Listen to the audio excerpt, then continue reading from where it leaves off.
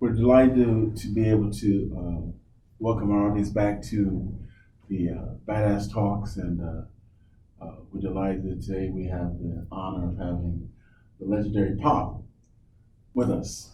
Pop, how you doing, man? Doing good.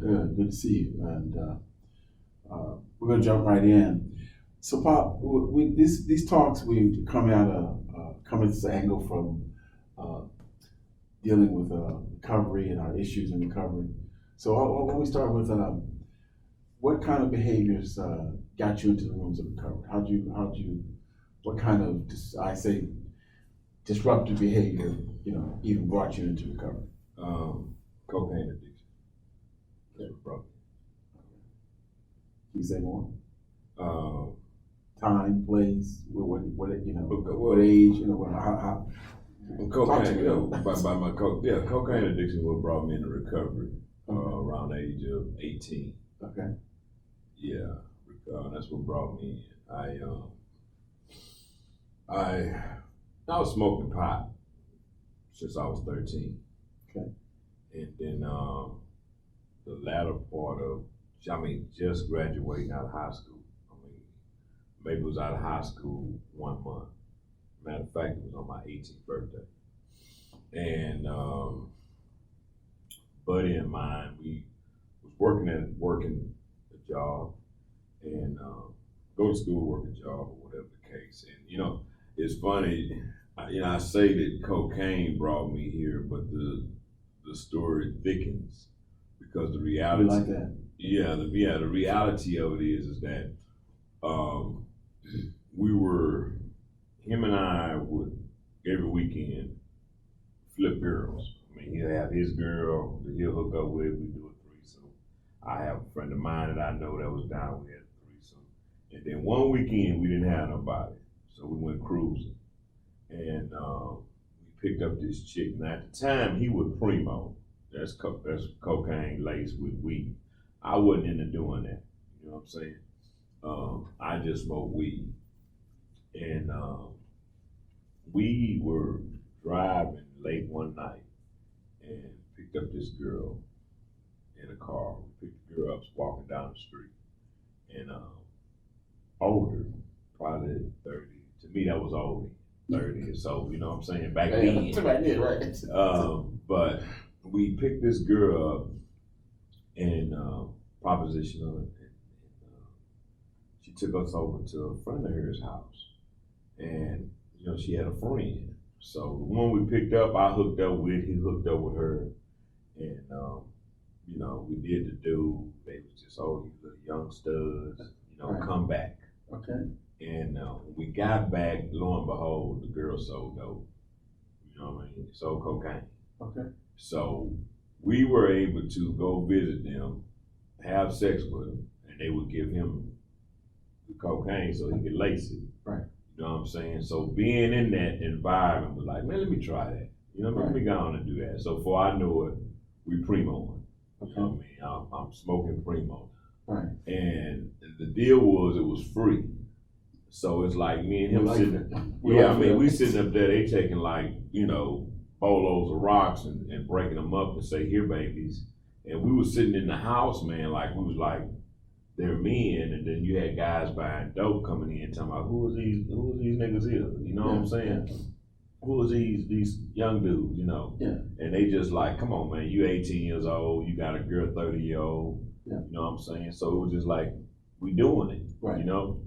And it hit one time, man, where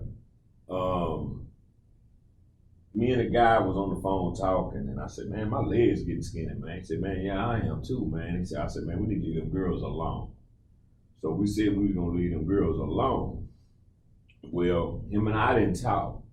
So what he was doing and I was doing, we were still going over there individually, not letting each other know that we was going over there. Right. So we kicked back with the girls. So the girls would smoke the pipe though. They was hitting cocaine. They was smoking pipe. We would see them hit the pipe, and we wasn't tripping in that. And then the day came, I say, let me try that.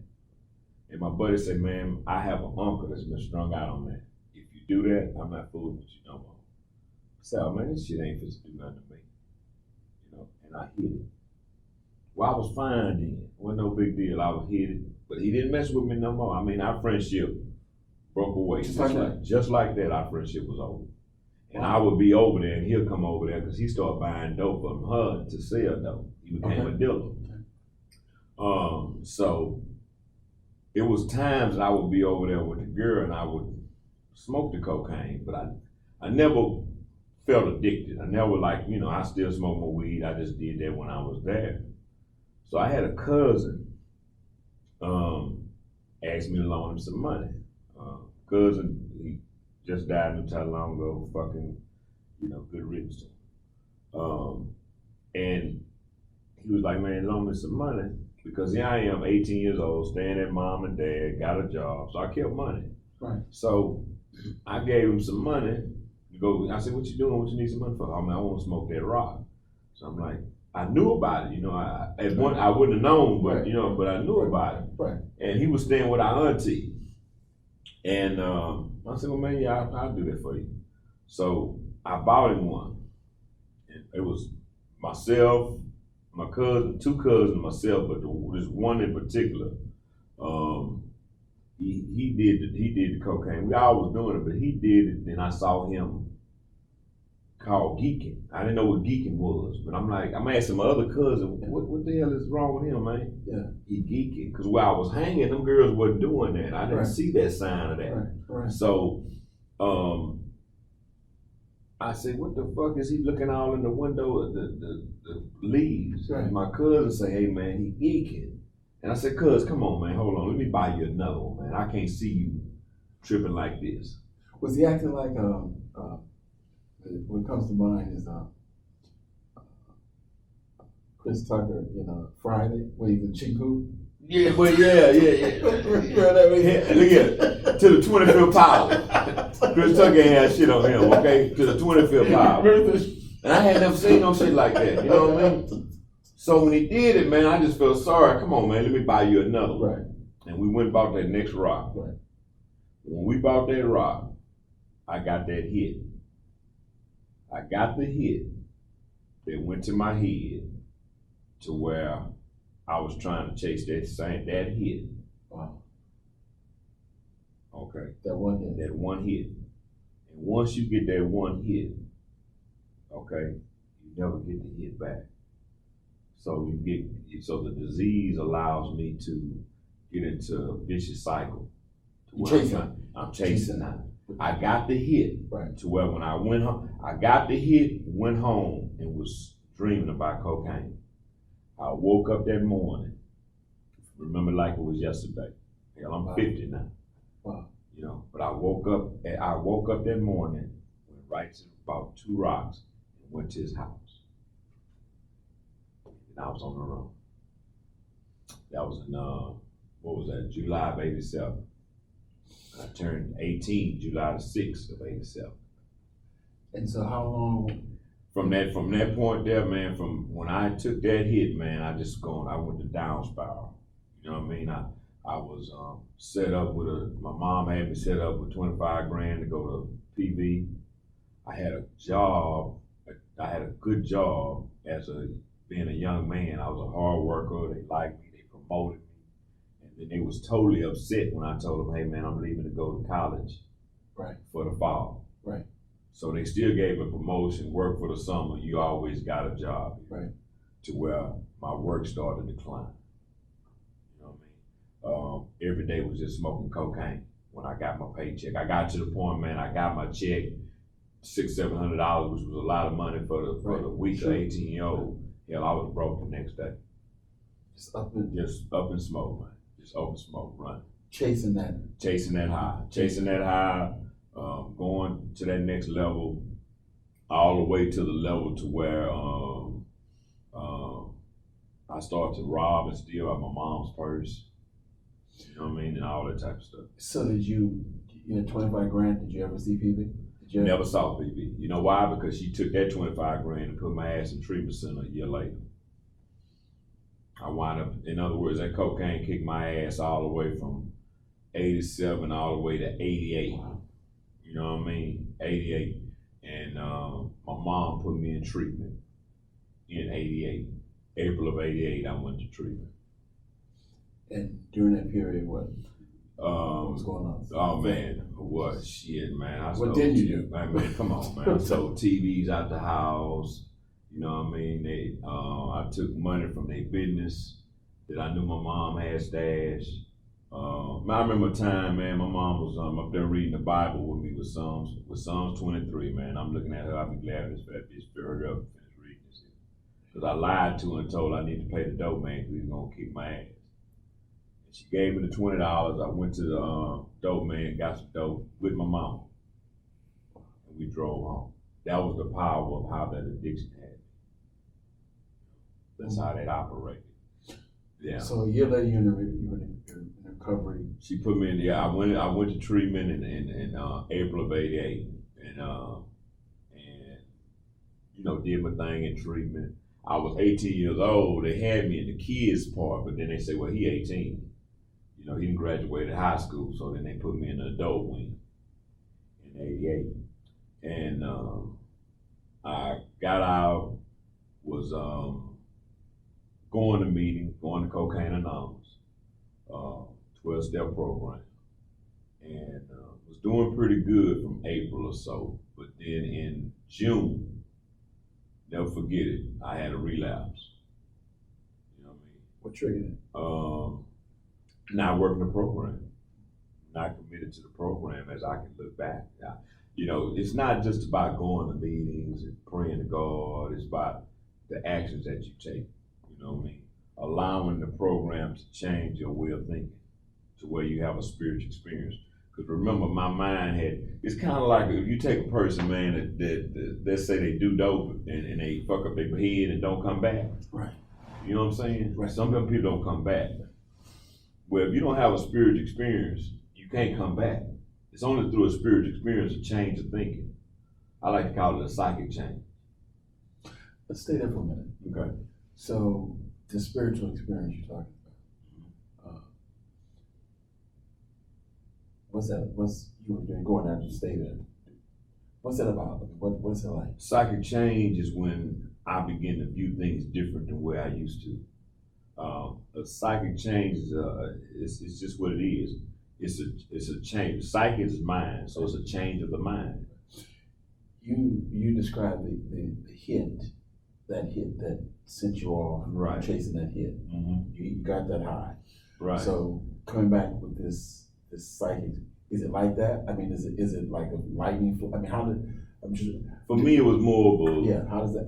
For me, it worked more of education. Okay. You know, so it wasn't sudden.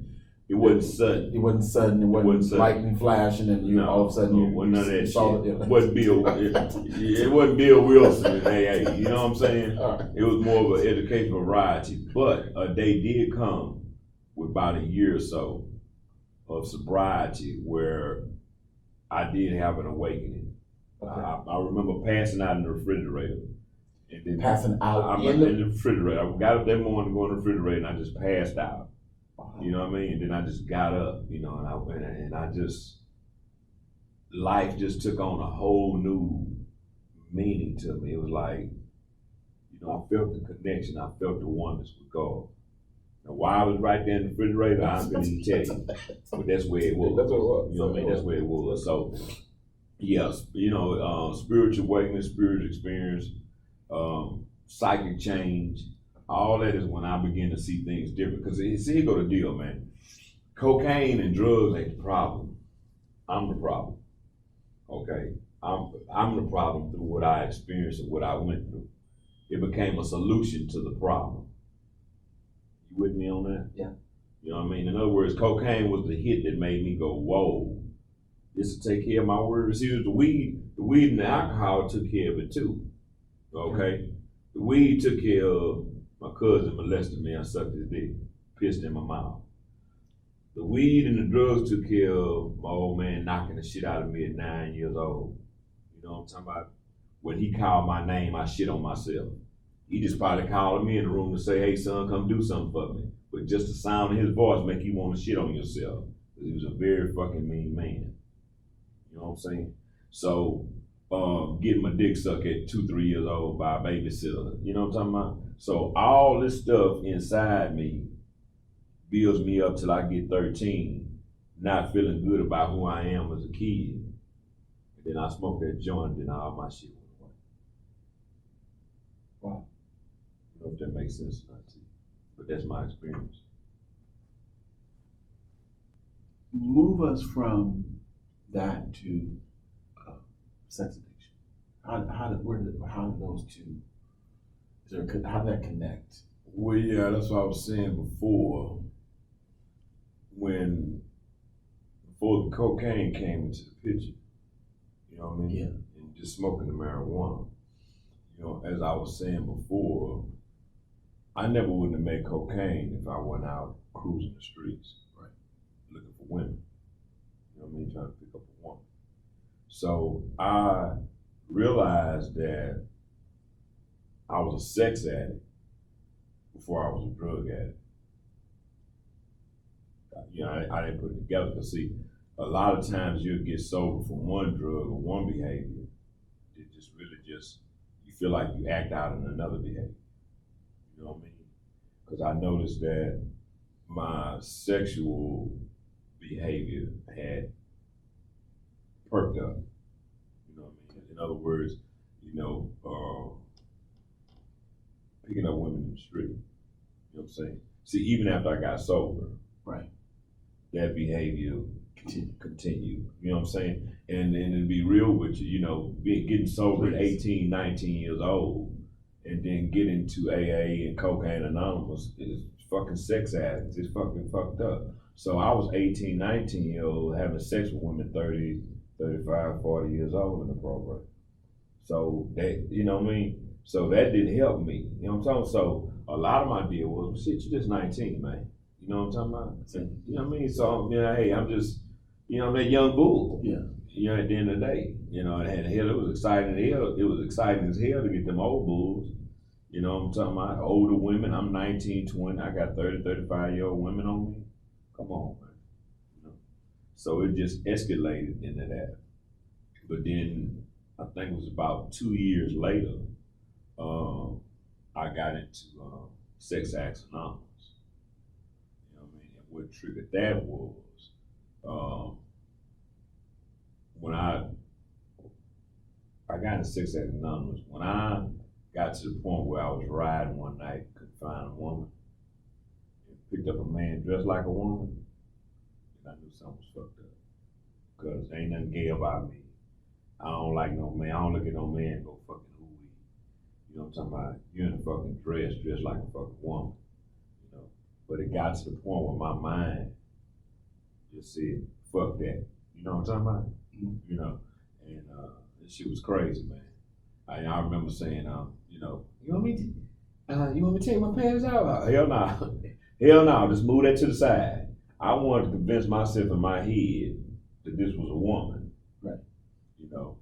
And it was just real. I mean, man, I'm talking about where it was so fucking shameful, to where I cried like I was 3 years old. A lot of times, when you get to the point where you do shit, it got to the point with cocaine, when I hit it, I ain't feel good about doing it no more. You know what I'm talking about? It got to the point where when I acted out, you know what I'm talking about, it wasn't no good feeling. I felt shameful. I felt remorse. I felt guilty. But you still, you still do it. And then what happens is, do it again, do it again, do it again. Then all the shame and shit go away, and it's like, fuck it, that's what I'm doing. So when I talked to my sponsor about it, and told him what was going on, he said, Alvin, I think you're a sex addict. And shit, first thing came out my mouth, sex addict. Man, that's a white person disease. Black people don't have no sex addiction. They do that old crazy shit. We ain't no sex addicts. So, coming from my culture, coming from what we are, we don't address shit. We don't, not sexual at all. You know what I'm talking about? Part of being a man. Yeah, it's part of being a man. We don't look at that being an issue. You know what I'm talking about? So it's hard being in our society, our culture, to be able to say that. You know, I go to SAA the meeting today, man. I might be the only African American in the room. You know, to this moment. Now I'm telling you something about when I was 21 when I realized I had a sex addiction. Wow. Stay with me. Yeah. When I went to my first meeting when I was 21 years old, I was the only black and with 60 white guys in the room.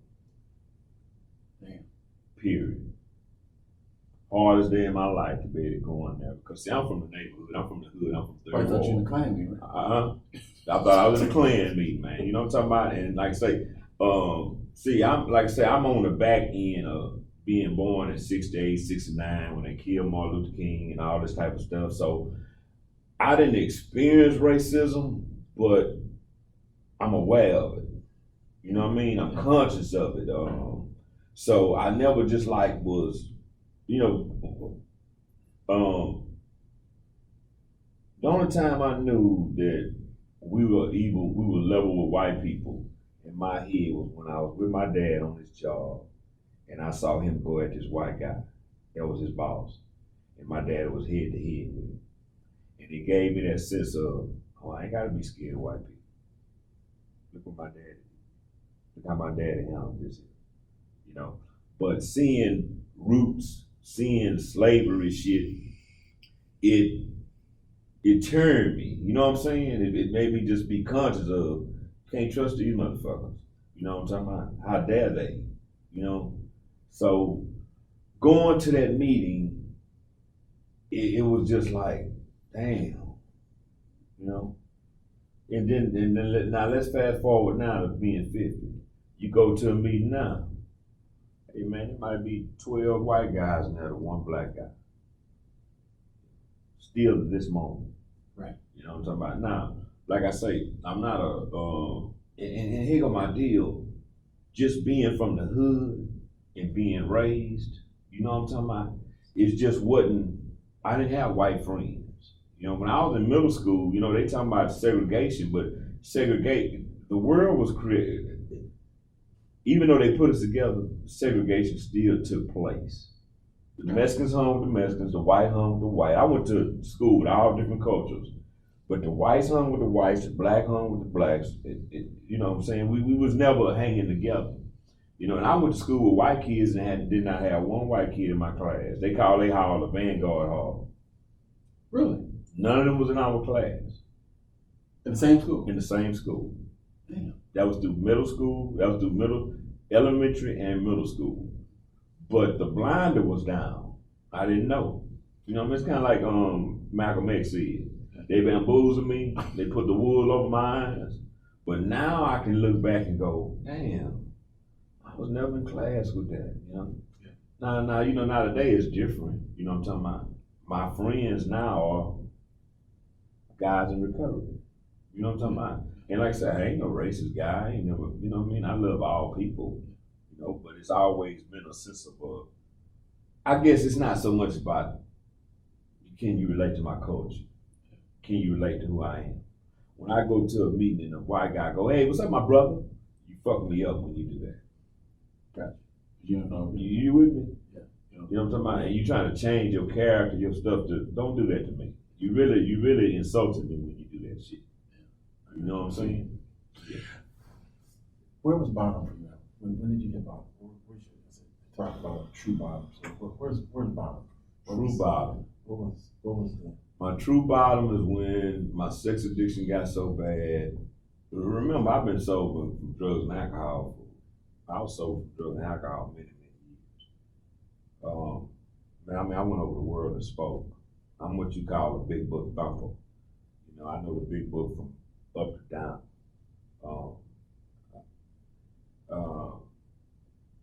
I used to chair meetings with 50 plus people educating on the big book. They would still leave there and go pick up women in the street. So I was in conflict with my spirituality. I was always in conflict with myself. And what hit my bottom was when I relapsed. I compromised my sobriety. And then that was cold too. So AA is real fucked up because when you slip, you ain't shit no more. You're beat up on, you're ridiculed. That's not what recovery is about. Recovery is about if that man who fall down, let me go help pick him up. Let me show him love. Let me let him know my sobriety time don't mean shit. It's not about all that. It's about the change of your morals, your values of who you are. Ain't about no fucking sobriety. When that man fall down, I had a relapse with 5 years sober. I had a relapse with 5 years sober when I was 24. The fuck, who's getting sober at 24? Okay. Who wants to get sober? Who wants to get sober at 24? Okay. I mean, I got sober and wasn't even legally able to drink at 19. You know. So, and then it was all sexual based. Every time I relapsed, was would begin with a gal. You know what I'm saying? So, fast forward to getting sober again. Used dope for 6 days. 24 years old, I used cocaine for 6 days. Got back in recovery and jumped back in the wagon in 1993. 1993 all the way to 2008. Okay. Sober with 15, 16 years. So it had another slip. All based on sexual behavior. I was trying to enhance my sexual stuff. You know, I see when I got in recovery and guys talking about, hey man, hitting the dope and getting a nut while a chick sucking your dick and all that shit that they experienced. You know what I'm talking about? I ain't know nothing about all that. You know, I got on cocaine at 18. It kicked my ass all the way to 19, and I stopped. I only used cocaine for 10 months. So it's like I got sober and got on track, but I never experienced life.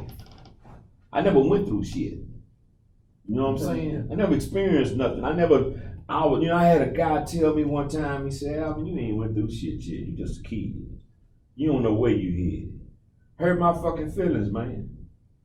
But I knew what he was trying to say. Nothing in life had happened to me for me to experience or to know because I was a kid. My nephew was preaching one time. He was 10 years old, preached his ass off. 10. At 10, yeah, was preaching. You know what I'm saying? Even though he had the knowledge to preach, But no experience behind the preaching. right. You just So that shit ended. You feel me? Yeah. I never had experience behind it. You know what I'm talking about? Now being 50, I've had some experiences. Okay? I've been through some stuff. I've made millions and lost millions. You know, and lost millions. You know what I mean? I've experienced it. I didn't know. My mom passed 2 years ago. My dad passed in 10. I began to experience stuff with life. I had to face shit. It was always smooth. My life skyrocketed when I got sober. Just, you know what I mean? Made money. Had gals. You know what I'm talking about? I never knew pain. I never knew. You know, I went through bullshit, but self-imposed pain, Right. but not just life pain. And it was a difference, man. So the bottom line was, I was 16, 17 years sober. Okay, and the sex addiction got to the point where I wanted to enhance that shit. You know? When I relapsed, it wasn't about me wanting to use drugs and alcohol. But you can't get people in AA because they don't deal with that shit. The CA to understand that. So I kind of had shame and backed off. You know what I mean? I got sober again, but I really wasn't going to meetings. I just was going to SAA because I knew they understood. I wasn't trying to get high or drink. I was just trying to enhance my sex shit. What's the higher high I can get, right, sexually?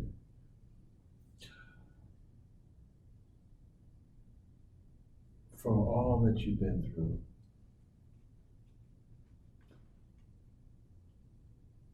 what difference can Alvin now make in this world? Man, I can carry the message to the addict that's still suffering.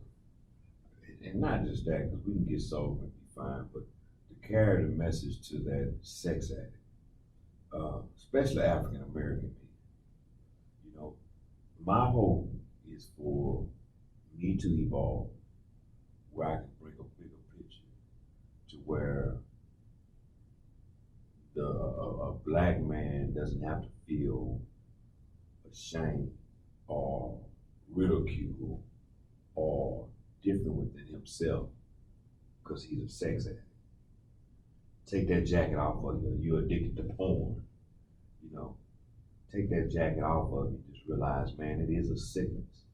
It's a sense of a disease like anything else. You know, we just had a pastor just busted, married, licking pussy on the fucking internet. Now he just blasted out on the internet. Why? Because at some point, he has been masking. You know what I'm saying? He has been masking his sickness and ain't had nobody to talk to about it. See, I'm preaching all this good shit over here, but what's going on behind my door? Right. You know what I'm talking about? Yeah. Cause look here, man. Ain't no one with. They saying sanity is doing the same thing over and over, expecting different results. Okay. There's no way a sane man is gonna be a pastor or have a wife and let some woman film him. Yeah. Pastor Wilson. He was on the news and everything, Fox and all this shit here about the man. You know. And no way that man would have let a woman film him with her camera if he just didn't lost that moment. That moment he lost. He lost space. He lost all truth. He lost all reality. You know what I mean? When my mind came to say, man, this might get back to my wife. And let you take your phone and film me. He ain't doing that, man, because he wanted to be down there looking at it. He's dealing with some other shit that he's not addressing. And that's what we do. So maybe if it was a place where brothers can go and we can talk, because when you go to SA meeting, it's intimidating. It's a meeting on Sunday nights, a number of white guys, 60 of them maybe. You'll see one black guy, maybe two, sometimes maybe three. And one of my deals, I vowed, I said, man, you know what? Man, I got to get back to the vow because I hadn't done it. Go to that meeting every day. So when that black guy hit that door, he can at least see one of them. You know, and then when after the meeting, I'll run up to him and talk to him to try to connect. You know, because we haven't learned that, man. See, I'm really grateful. I think that God got me sober at 18 or 19, so I won't be a bigger ass. See, really by right, I should be a real big asshole. You with me? Right. But God got me sober at 18 and 19 to reveal things to me that I still see when my brothers are big ass. My cousins are asses. You know what I mean? People that I know they just ignorant. Let me stop calling them asses. They're ignorant. They don't know. They haven't learned it. They haven't got the tools that I was blessed to get. So cocaine was a benefit for me. Sexual addiction, it's all a benefit. It's all a good thing. Because I can't get to the other side and be a better man unless I see who I am and what I'm going through. If you walk around here and ain't been through shit, you ain't got shit. You know what? You ain't got a story. You got a report. I got a story.